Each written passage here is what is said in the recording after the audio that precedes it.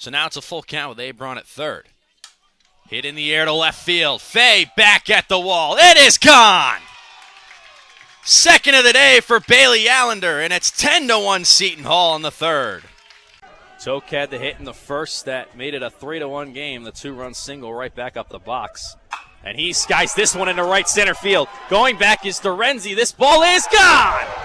That Toke two-run shot. And the Pirates have a 9-1 lead in the second. They're all over the Hoyas. A 3.40 ERA. This is her 19th appearance as Peck hits it deep to center field. This ball is gone! Two-run shot for Destiny Peck, and the Pirates, three batters in, have a 3-0 lead. Ryan Remiz now to the plate with Molina at third and Alessio at second. Remiz bounced out to first base last time up in the first. Remiz into right field, down the line. This ball is a fair ball. Both runs will score. Remiz digging for second. He'll stop there. Two more in for the Pirates. It's a 4-run inning, and it's a 7-1 lead for Seton Hall. Lead's now up to 4-0 for Seton Hall thanks to a 3-run, 2-out rally in the bottom of the fifth inning. It was a Hunsinger RBI single and then a 2-out, 2-run double. You see the Hunsinger single there past the diving Alex Rosen that scored a run. That made it 2-0. And then Tyler Shedler-McAvoy, his second double of the game, able to bring home the two runners in scoring position to make it 4-0. Yeah, and like you said, split the gap out there in right center field. You don't want to make the last out at third base. That's just baseball fundamentals there. But Shed was running hard the whole way. As you said off the air, he is a firecracker, loves to get the fire started and in that dugout. And even though he was thrown out at third, a 3-run inning for the Pirates nonetheless. You may have seen a little bit of, looked to me like a little bit of hesitation when he was getting towards second. Like, should I stay here at second? But he decided to go for it. And a good throw from Weisenberg, who was cutting off the throw in right field, accurately to McCabe at third, who stands in now and has a 2-0 count, 1-1 count to start the sixth inning. Georgetown now down 4-0 against Noah Thompson, who is dealing right now. But the pitch count is climbing. That was his 93rd pitch, and it's hit to Connor Hood for out number 1. Yeah, as you said, 93 pitches. I would wager this is probably his last inning with the Pirates having some work going in that bullpen. But, you know, another interesting thing is that he was sitting in that dugout for a long time with the 3-run inning. So it's nice to see him come out of the dugout and get his first man. Now it's Freddie Achikar. Breaking ball misses. Achikar lined into that inning-ending double play in the first inning. Georgetown had the bases loaded with no outs before Noah Thompson struck out Eddie McCabe, and Achikar lined a ball to Casey Dana at third, who in one motion made the catch and tagged the bag at third to end the inning. Achikar is also singled. That came back in the fourth inning.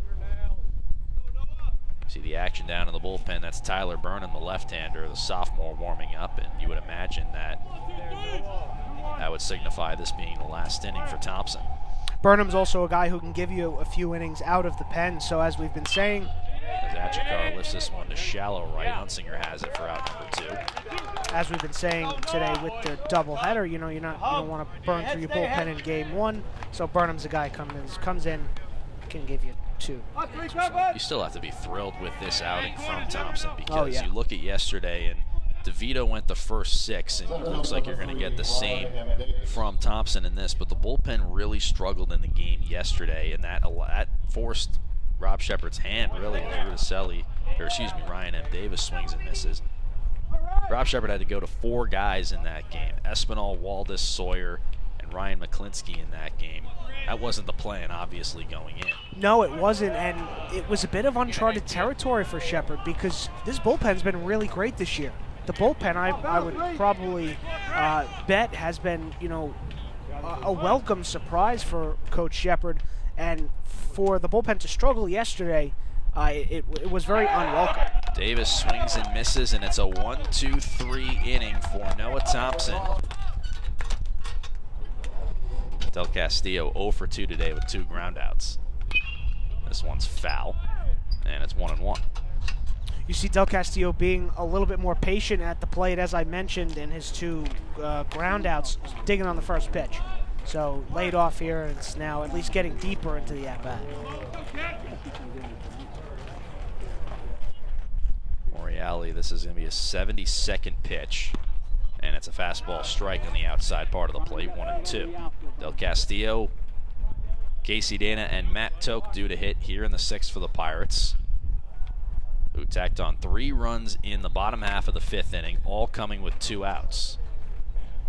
It was 2 outs, nobody on before a Steve Grober single, a Chris Villa walk. Hunsinger drove in a run with a single, and then a 2-run double from Shedler McAvoy. It was a second double of the day.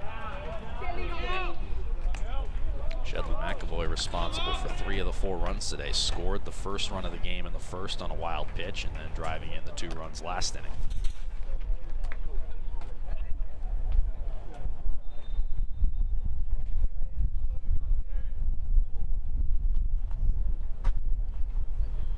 Two and 2 count to start the 6th for the Pirates, and now the count is full at 3-2. Noah Thompson that last inning threw just 7 pitches, went up to 97 pitches on his outing. And 2 of us were wondering he may have bought himself another inning. We'll only see as Del Castillo grounds this one to Rosen, who makes the play up the middle, and there's 1 away. But there's a chance he could have bought himself another inning, being that it's a 4-0 game. And we look out in the Seton Hall bullpen, there is still some action. Burnham still is warming up, but we'll see when he goes out next inning if he goes back out there or if Rob Shepard makes a switch. Yeah, I mean, I think he could at least start it, like we were talking about before. I think he could at least start it, see what happens. He's got the 7, 8, and 9 hitters in the order, so see if he bought himself a little bit of extra time on the mound. See Burnham warming up out there. He's also has been joined by Hunter Waldis, who pitched in the game yesterday. Only pitched a third of an inning through 15 pitches. So the doubleheader today, everyone should be available for the Pirates. Dana cracks this one up the middle, sliding is Rosen, but it gets under his glove and into center field. That's a base hit. And Casey Dana has his first hit of the day.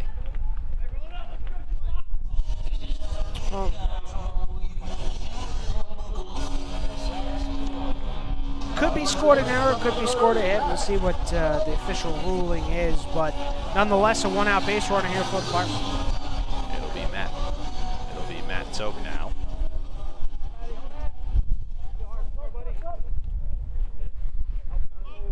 Toke is 0 for 2 with 2 groundouts, 1 to third and 1 to first.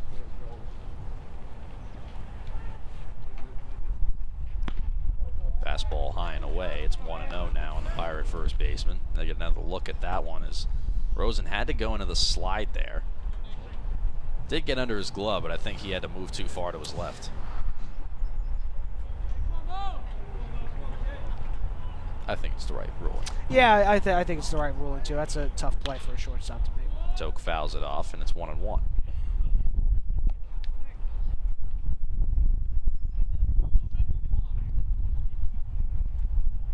Pirates now up to 5 base hits on the day after entering last inning, having just the 1. And, you know, it calls you back to yesterday's game where, I mean, Jerry Burke really shut the Pirates down through the first 3 innings. And outside of... This one's chopped to Achikar. Dana was running on the pitch, so Toke is the only play. He's retired at first. Dana is safe at second. And there's now 2 out in the inning for Santarelli. What a play by Achikar. I mean, you know, we keep talking about his defense, but I mean, he's not a small kid down there. And he's making some really athletic plays, and he just leaps up, grabs that one. Unfortunately for him, didn't have a play at second. But, I mean, he's really showing the glove defensively. Just 4 errors for Achikar this season and 328 chances as Santarelli down the left field line. A fair ball goes to the wall. Dana will score easily. Santarelli will just trade places with him at second base and extend the Pirate lead to 5-0. Well, happy senior day, Sebastiano, and gives himself a nice little present here in game number 1 after having a walk-off hit yesterday. It just keeps it rolling today, and we hit it right on the head with our player to watch. That'll be Connor Hood. Santarelli just went right after the first pitch, and no one there is outfield playing him to pull, and he takes it the other way perfectly down that left field line. Like you said, Rich, the bats waking up late in this game, much like they did yesterday in the win for Seton Hall. Come on, Robin Hood. But the pitching has been there all day long. Noah Thompson's been fantastic in this game. All right. Through 6 innings. Now Hood. This one up and in at the duck out of the way. 81 pitches now for Morreale through 5 2/3.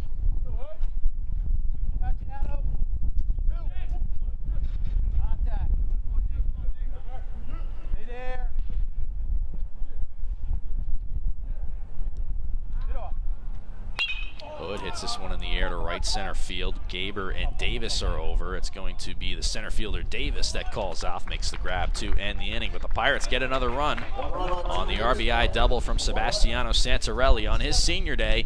He makes it 5-0 Seton Hall as we move to the 7th on the PSN, presented by RWJ Barnabas Health.